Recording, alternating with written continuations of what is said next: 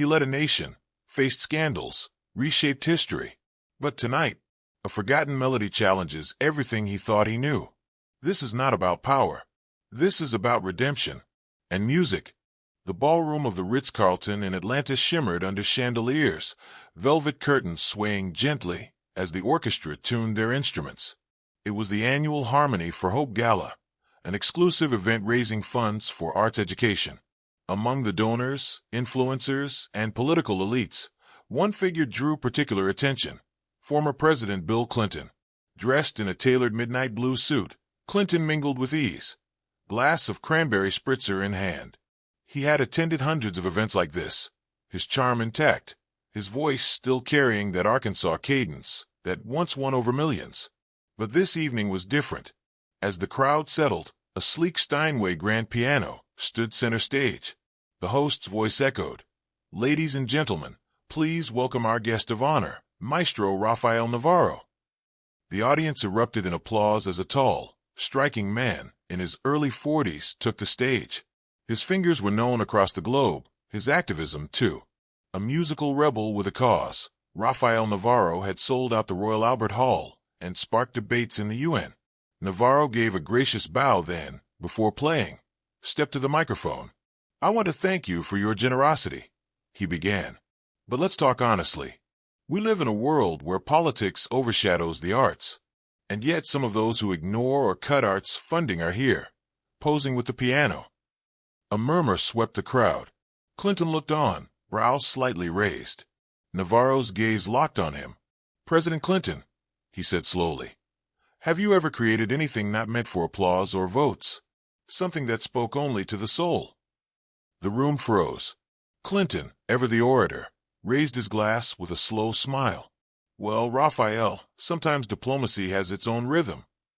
Navarro didn't blink. "Then I challenge you, sir. 6 weeks. The International Music Festival in New Orleans. Play. Show us the rhythm of your soul." The room erupted. Phones were raised. Tweets flew. Clinton's name trended before dessert was served. That night, in his hotel suite, Clinton stared at the viral clip, his expression unreadable. Then, with a quiet sigh, he whispered to himself, "Guess it's time to dust off the past." He opened an old leather case tucked in the back of a closet. Inside, a yellowed music sheet and a photo of a much younger Bill Clinton, seated beside a weathered piano. Morning mist hung low over the Arkansas hills as Bill Clinton's motorcade wound its way toward a quiet, forgotten corner of Hot Springs. The former president sat in the back seat alone, cradling a worn manila folder. Inside, an old recital program, a photo from 1962, and a single name scrawled in looping handwriting: Luciano Bellini. "Pull over here," Clinton said, startling his driver. They had arrived at a weathered one-story building, its paint peeling, but its sign intact: Bellini School of Music, EST 1957. Inside, time seemed frozen. Dust floated in shafts of sunlight that pierced the drawn curtains. The air was thick with varnish and memory. Clinton ran his fingers over a cracked upright piano in the corner, its keys yellowed with age. He closed his eyes. He was 16, lanky, full of questions. His mother had insisted he take music lessons, said it would teach him discipline. He resisted, of course, until he heard Bellini play. The Italian émigré was a stern man with eyes like wildfire and hands that moved like silk. "You want to change the world," he once told young Bill. "Then learn to listen to the silence between the notes." Those Thursday lessons became sanctuary. Music wasn't a hobby. It was escape. It was truth. But ambition called. Politics demanded sacrifice. The piano faded. Bellini's postcards stopped coming. Years passed. Now, decades later, Clinton stood in the same room, wondering if the music had ever truly left him. A creak behind him broke the silence. An elderly man appeared, leaning on a polished cane. His hair was white, but his eyes sparked with undimmed fire. "Mr. President," he said, his Italian accent unmistakable, "you remember how to knock." Clinton blinked. "Luciano." Bellini smiled faintly. "I heard about Navarro's challenge. I thought maybe you'd come." Clinton gestured helplessly. "I'm not that kid anymore. My hands shake." I can't even play Happy Birthday without messing it up.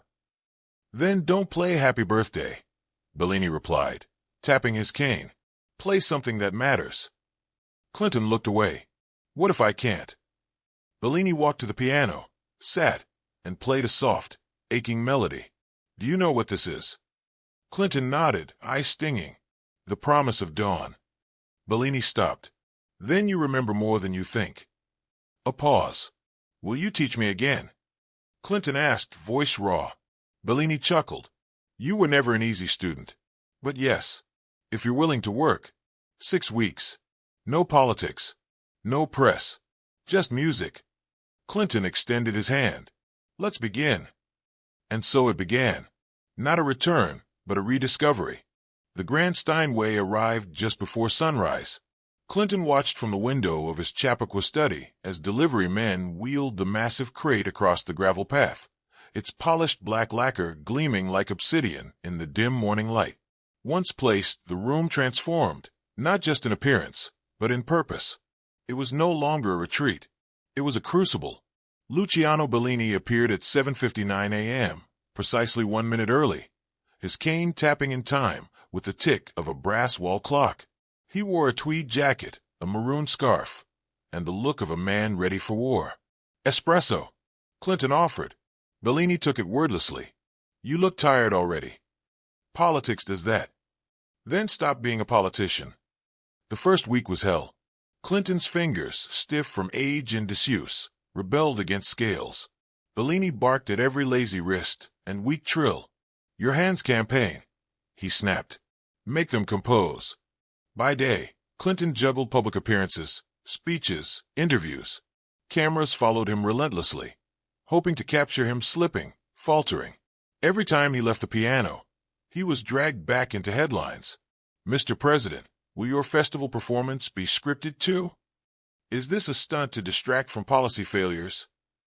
Social media turned savage. One viral clip cut together footage of Clinton's old campaign ads with the opening bars of Chopsticks, mocking his challenge. Chelsea called. Dad, what are you doing?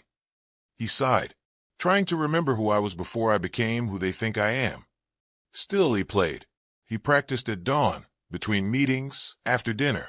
Staffers grew concerned. Aides whispered about his focus, or lack thereof. But Clinton didn't waver, because something was changing. One night, Bellini entered the room mid-prelude and paused, watching. You feel that? He asked softly. Clinton didn't look up. Yeah, that's the difference between a pianist and a player of notes. By the end of week 2, Clinton had full use of both hands again. His left hand's bass lines grew smoother, richer. His right began to weave in delicate harmonies.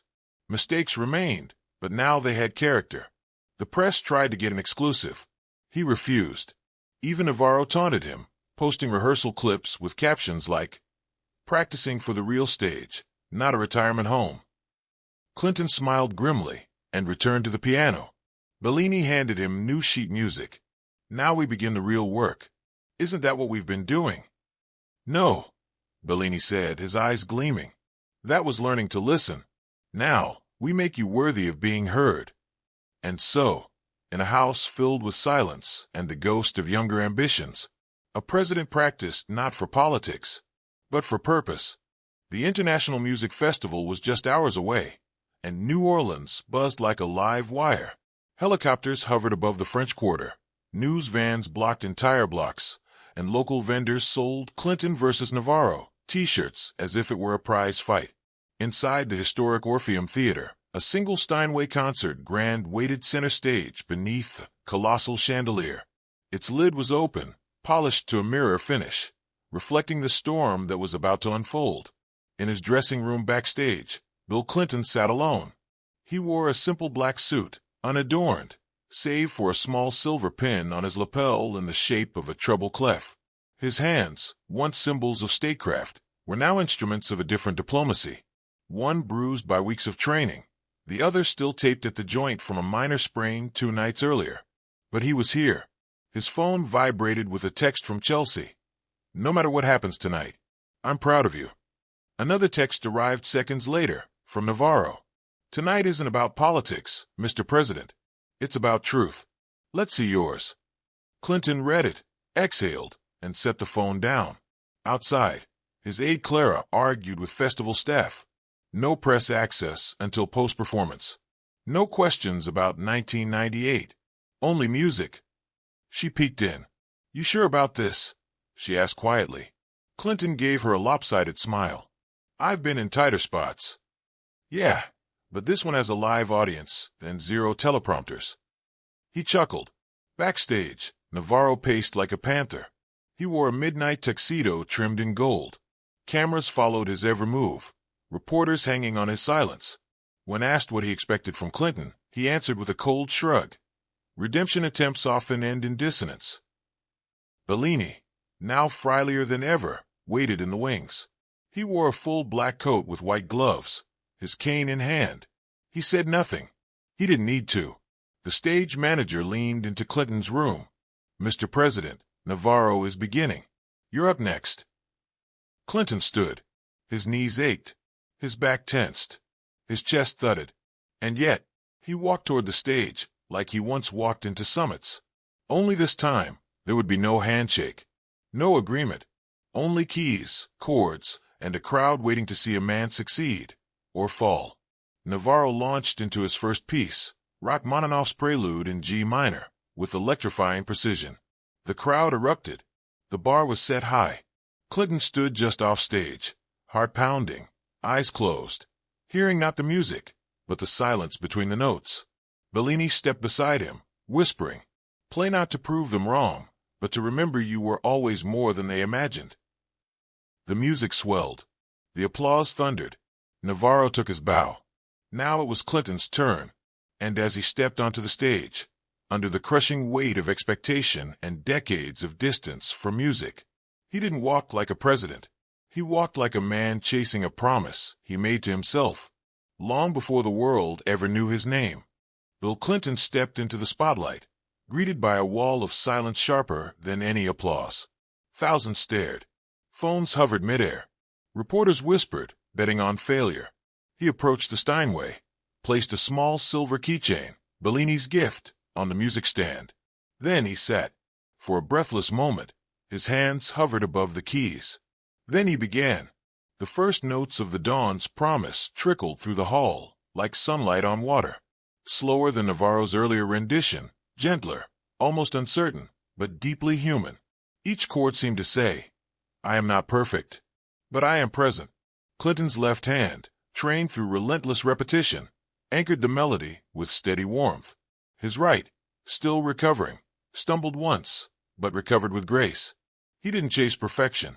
He chased feeling. The room changed. Phones lowered. Breaths held. Even Navarro, watching from the wings, leaned forward, his brow furrowing, not from judgment, but recognition. In the wings, Bellini stood straighter. By the time Clinton reached the second movement, where the piece swells into layered harmonies, something remarkable had happened. The audience was no longer skeptical. They were moved. A man had entered a hall to prove he could still play piano. A soul had stood up and played his truth. The final note rang out, lingering like a farewell kiss. For a full 5 seconds, there was silence. Then a single clap. Then dozens. Then the theater erupted.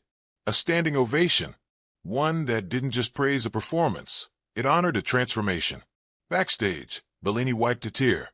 Navarro approached, expression unreadable. He held the keychain Clinton had placed on the piano. "You played that for him," he said quietly. Clinton nodded. "And for myself." A pause. Navarro extended the keychain. "You earned this. But there's something else." He reached into his jacket and pulled out a folded manuscript. Bellini's handwriting. A long-lost composition. The last piece he ever wrote, Navarro said. He called it Final Light. He asked me to give it to you. For both of us. Clinton took it, hands trembling. "Will you play it with me?"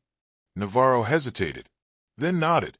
Moments later, they re-entered the stage, together.